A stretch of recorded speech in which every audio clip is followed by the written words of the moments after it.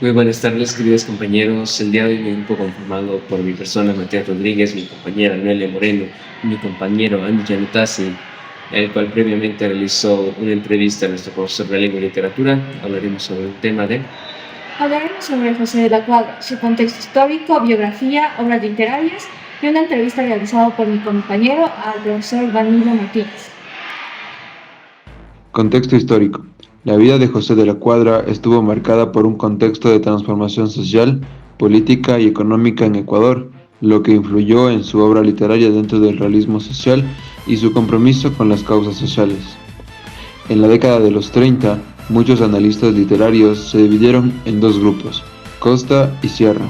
Esta década se caracterizó por la presencia de regímenes totalitarios como el nazismo y el fascismo, y fue aquí cuando se marcó un cambio de estructuras literarias y una renovación.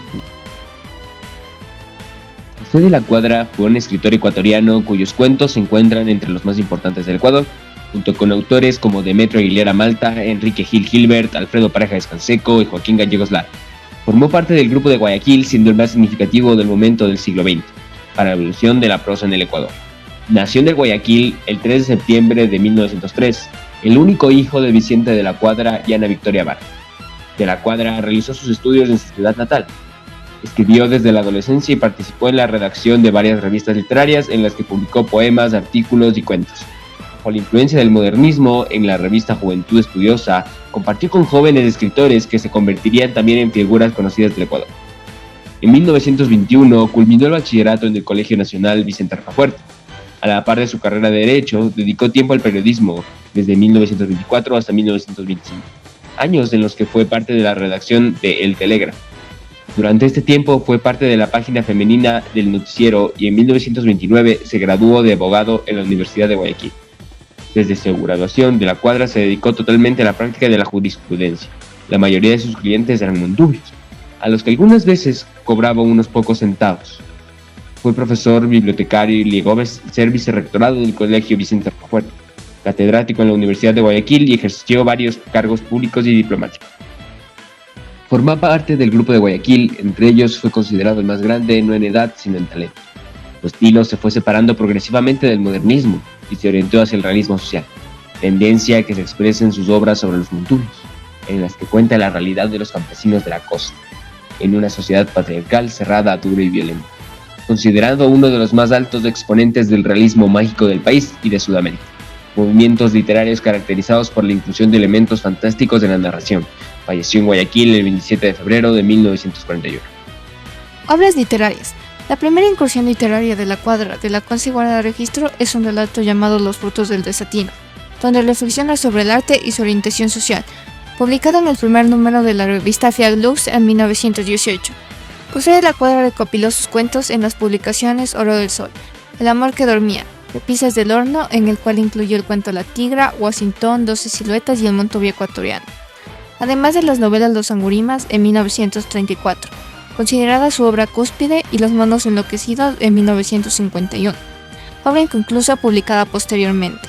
Durante los años 20 colaboró con varios medios impresos, en los que escribía con su nombre o con seudónimos. Participó en concursos literarios con éxito, como el Concurso Literario Municipal de Guayaquil, ganando el segundo lugar en 1929, con Sueño de una noche de Navidad. Sus cuentos y escritos fueron adquiriendo reconocimiento, hasta que en la década de los 30 ya es considerado como el mayor exponente del cuento ecuatoriano. Dos de sus obras han sido llevadas al cine, La Tigra y Los Angurimas. Sus relatos intentan de diversas maneras acercarse a la naturaleza, misma del hombre común. Esta búsqueda pasaría por la redacción de la novela Los Angurimas en 1934.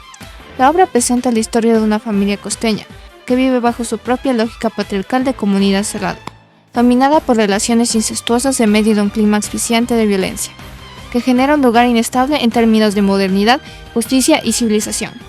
El relato, bajo forma de saga familiar, combina experiencia de lo mágico y de lo mítico.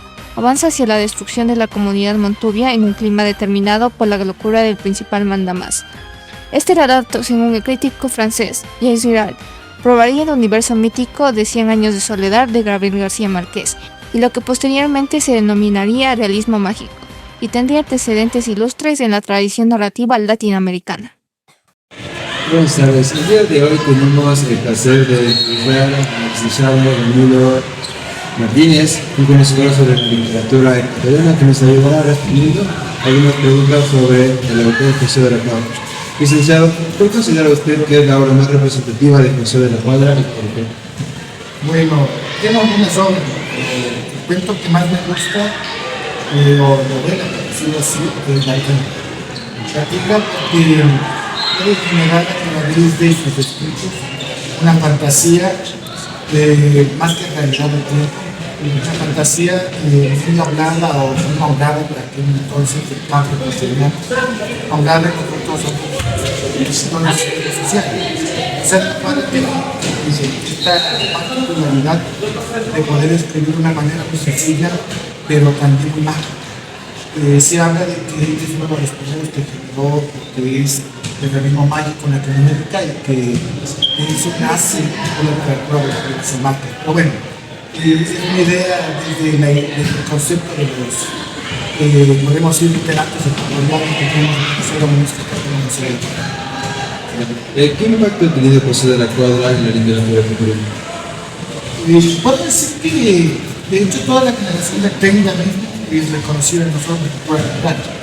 Pero José de la Cuadra tuvo un impacto grande porque sus pocas obras de repente han podido revivir en nivel de 38 años, entonces se puede ver que tuvo una madurez muy grande en sus escritos y en su forma de escribir la misma.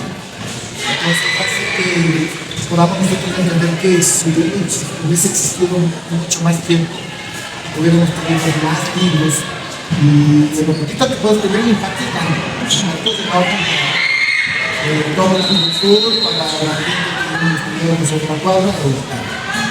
¿Por qué las obras siguen siendo relevantes en la actualidad? Aquí hay dos concepciones. La primera es que hasta cierto punto se nos obliga a entender la literatura ecuatoriana. Pero el otro concepto podría ser que en realidad tiene mucha magia. Actualmente tengo entendido que se hace análisis de la literatura sobre la palabra en otros países. Lo triste es decir que en Ecuador no lo hemos hecho, ¿no? Muchas personas no la han seguido, pero es de mucha importancia porque la forma de escribir, reitero, tiene magia, tiene esencia, tiene realidad, tiene personajes icónicos, tiene escenarios espectaculares. Entonces eso hace que el resto del mundo también la ve como uno de los generadores de una literatura ecuatoriana muy relevante, muy preciosa.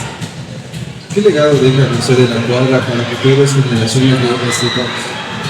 El legado que nos deja, lo digo así, tener simplemente la humildad, la forma de ver desde el campo lo que queremos escribir. No buscar la forma de entender que el mundo existe desde la Francia, desde Europa o los clásicos, sino desde la misma naturaleza de cada nuestro país. Dejo un legado de entender los conflictos internos y que se puede escribir a través de ciertos cuentos, historietas que pueden generar justamente ese impacto de que el mundo nos vea pues, muy adentro de lo que somos, sin buscar la forma de ser. Tal vez podemos decir como poetas, buscando la forma de mostrar algo que no tenemos, total, la literatura que nos debe conocer al mar de todo eso. Al mundo nos toca y no esto. Agradecemos al licenciado por acompañarnos el día de hoy y hablarnos sobre este gran autor, José de la Cuadra. Gracias.